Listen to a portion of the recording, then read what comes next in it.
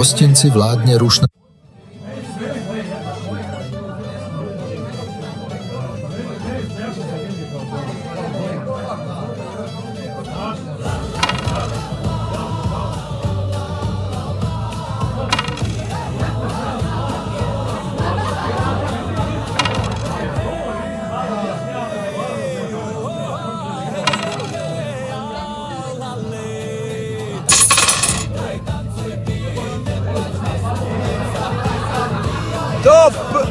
Roma, sakra! Dobre si ma natrel!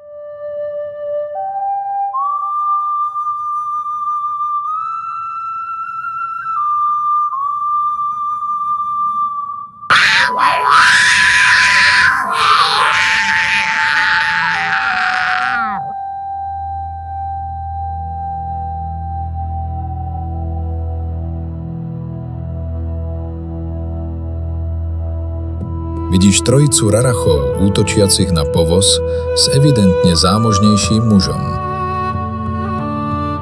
Vodcom útočnej skupinky je zrejme rarach, jazdiaci na vlčej kryse. Jeden z nich sa dostal mužovi za chrbát a zhadzuje ho z voza na zem. Po dopadnutí na tvrdú zem ho rarasi obkolesia.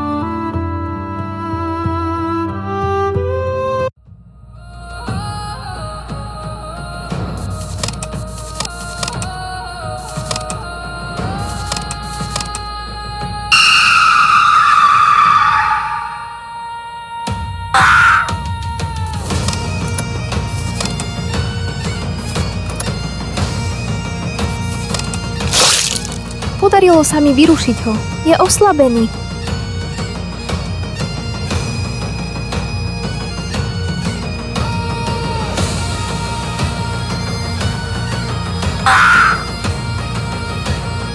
Pozor! Petrimus zablokoval útok na teba svojim štítom.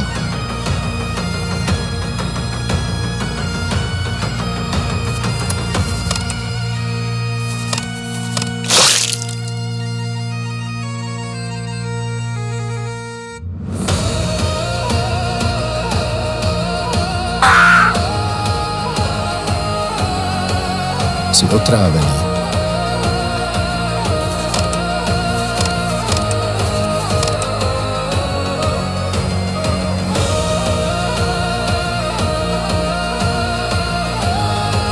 Krvácaš.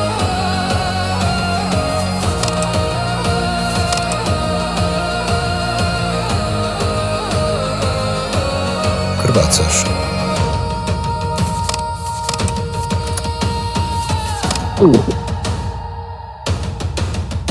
Krvácanie účinkuje.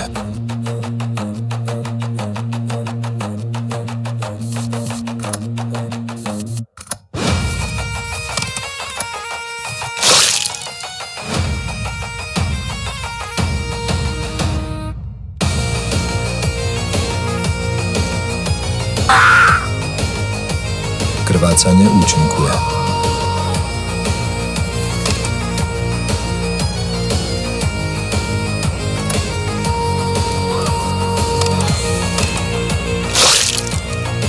Podarilo sa mi ho zaujať.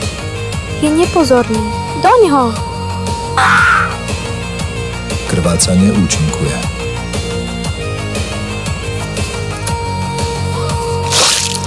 Podarilo sa mi vyrušiť ho. Je oslabený.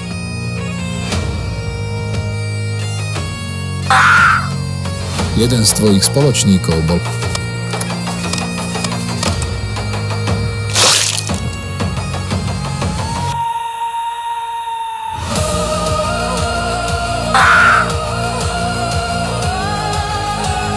Si otrávený.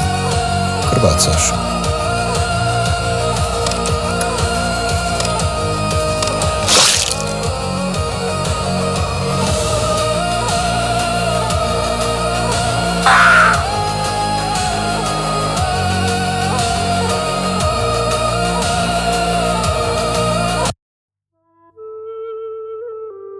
Muž, ktorého si zachránil pred rarachmi, sa predstavil ako Vojtech.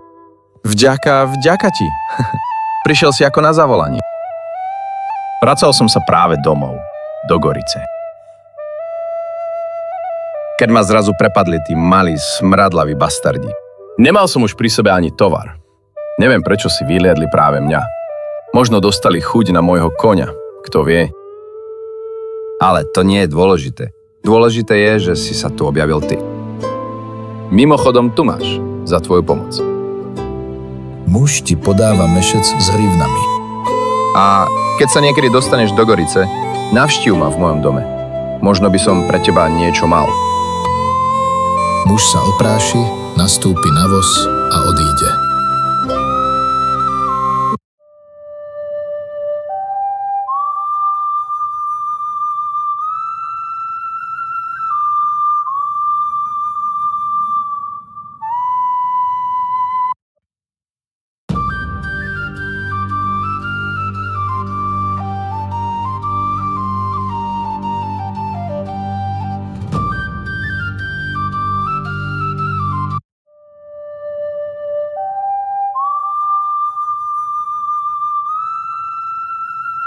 Stojíš pred mladou ženou s výrazným zlatým šperkom na hlave, typickým pre živenine kňažky.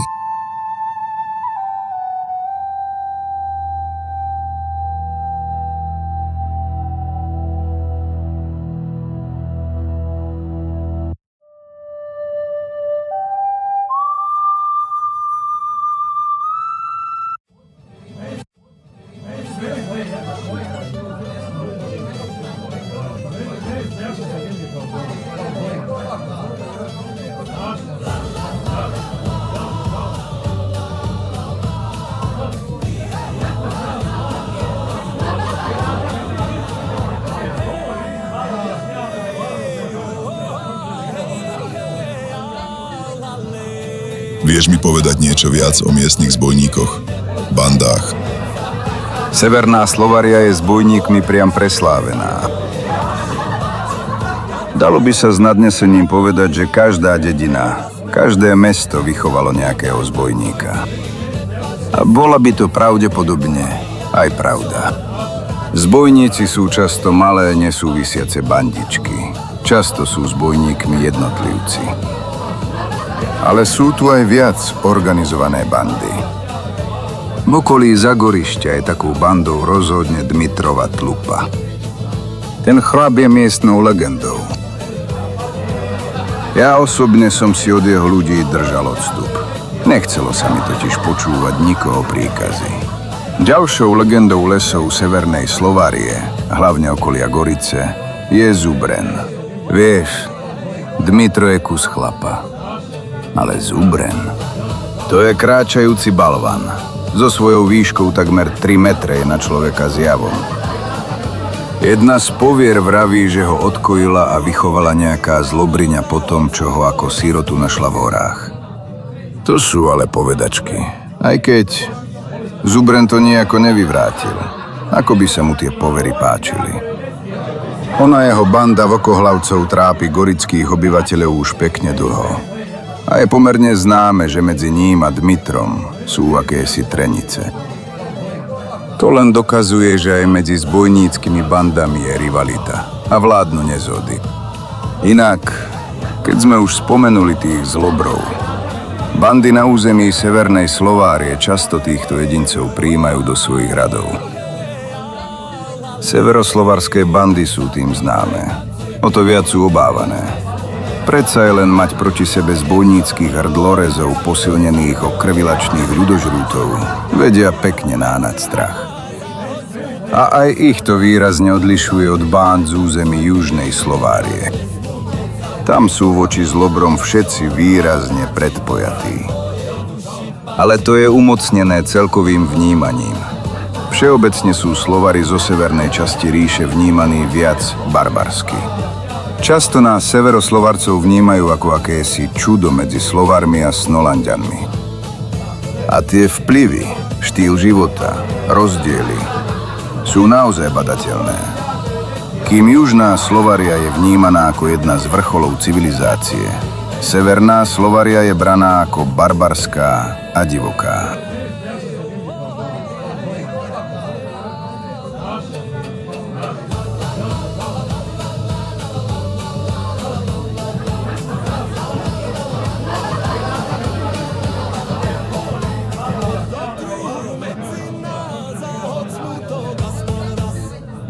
Petrimus, mám pocit, ako by ťa niečo trápilo. Stále rozmýšľam nad tým, čo sa udialo v tom lese, keď si mi pomohol. Vieš, ako mohli vedieť, že pôjdeme zrovna tade? Možno nás sledovali. Ale čoraz viac mi vrta v hlave. Čo ak nás niekto zradil? Niekto z našich tu v Slovárii. Len pár dní predtým sme boli u jedného priateľa v Gorici. A Valitius mu zmienil plán našej cesty. Ja, kurňa, nemal by som podľahnúť konšpiráciám. Lenže, čo ak predsa... Prosím ťa, keď budeme v Gorici, mohli by sme navštíviť Sixta. Rád by som totiž milému Sixtovi položil pár priateľských otázok.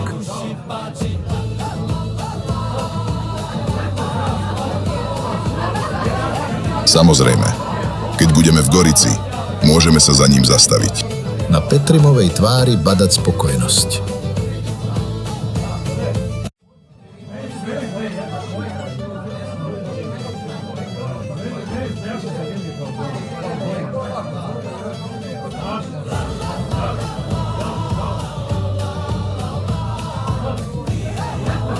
Evidentne si zaujal pozornosť tejto tajomnej ženy. Ahoj, som Lucila. Polčut v tomto hostinci, ale prečo nie? Mne to neprekáža, práve naopak. Konečne niekto schopný v tejto diere, nie ako tí neschopáci všade naokolo. A keď sme už pri tvojich schopnostiach, vyzeráš, že sa nebojíš trochu nebezpečenstva. Mám pre teba ponuku. Stará hrobka na sever od hostinca. Chcem sa do nej pozrieť a ty by si mi mohol poskytnúť ochranu proti prípadným komplikáciám. Tak čo, dohodnutý? Ponúkam ti za doprovod 50 hrivien. To už by ťa mohlo presvedčiť.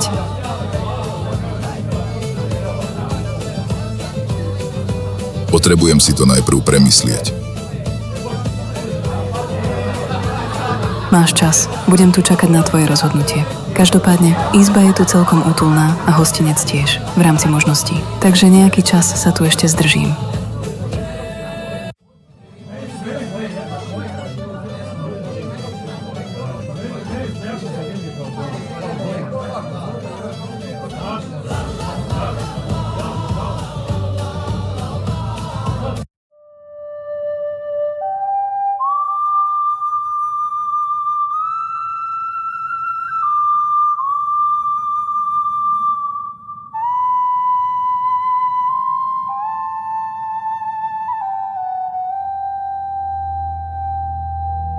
Muž s výraznými klovitými zubami sa s vážnosťou na teba zahľadí.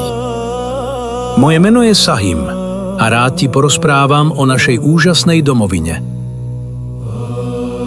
Pochádzam z Gnobarijského sultanátu, nádhernej mocnej ríše na ďalekom juhu. Z krajiny veľkej a nekonečnej Mahabskej púšte, ktorá dostala meno po prastarej civilizácii Mahab, civilizácii, na ktorej ruinách vznikol Gnobarijský sultanát. V súčasnosti sultanátu vládne sultán Mehmedín Vznešený. Je to veľmi vzdelaný, rozhladený a mocný muž. Mehmedína stráži vodne v noci vycvičená garda najlepších z bojovníkov Mahalúci. Mahalúci sú najlojálnejší z najlojálnejších mužov, vybratých spomedzi Gnobarícov, no aj Vavazícov, ktorí si získali a vybojovali túto poctu. Hlavným mestom ríše je Maharakeš, mesto zdobené zlatom a drahokamami. Veľkolepý dojem dotvára prastará pyramída, ktorá v súčasnosti spĺňa funkciu hrobky všetkých zosnulých sultánov. Zároveň je však aj hlavným chrámom Gnobarijskej cirkvi. Čo sa týka našich zvykov a zákonov, otroctvo je nielen tolerované, ale priamo integrované do našej spoločnosti. A najvplyvnejší muži či ženy majú svoje háremy, ktoré sú plné otrokov, určených predovšetkým k potešeniu. Ale tomu ty určite rozumieš. Vy Polčudovia to máte veľmi podobné vo svojich tradíciách. A zda jedným z najvýznamnejších zázrakov Maharakéšu je ale najväčšia krytá tržnica sveta – Safrinína tržnica. Tu dal postaviť sultán Sulejmuruk ako poctu svojej najmilovanejšej z manželiek Safrine. Púštnemu prostrediu sú prispôsobené aj naše jazdné zvieratá. Ťavy, ktoré sú najvhodnejšie na dlhé presuny vyprahlou púšťou. Voláme ich aj koráby púšte.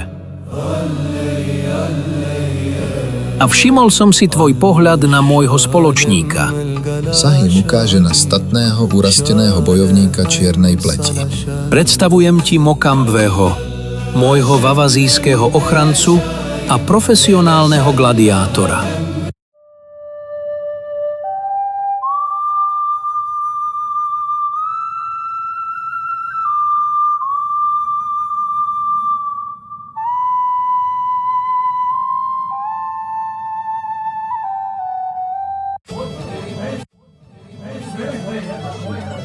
Vitajte v hostinci u Zlatého diviaka. Tak čím dnes poslúžime?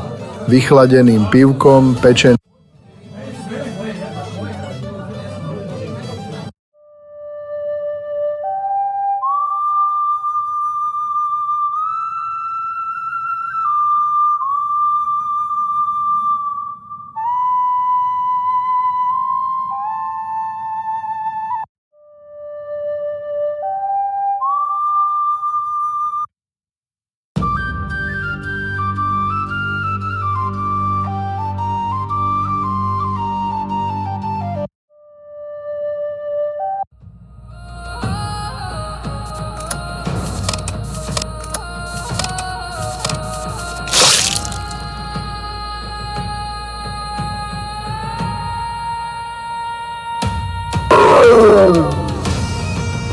Nepriateľ je omráčený a vynecháva ťah.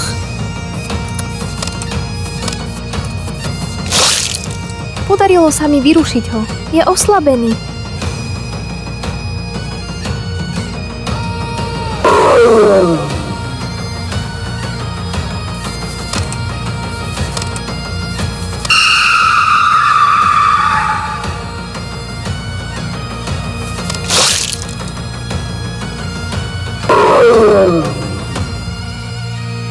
Krvácaš.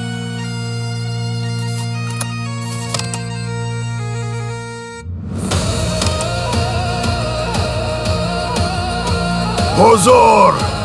Petrimus zablokoval útok na teba svojim štítom.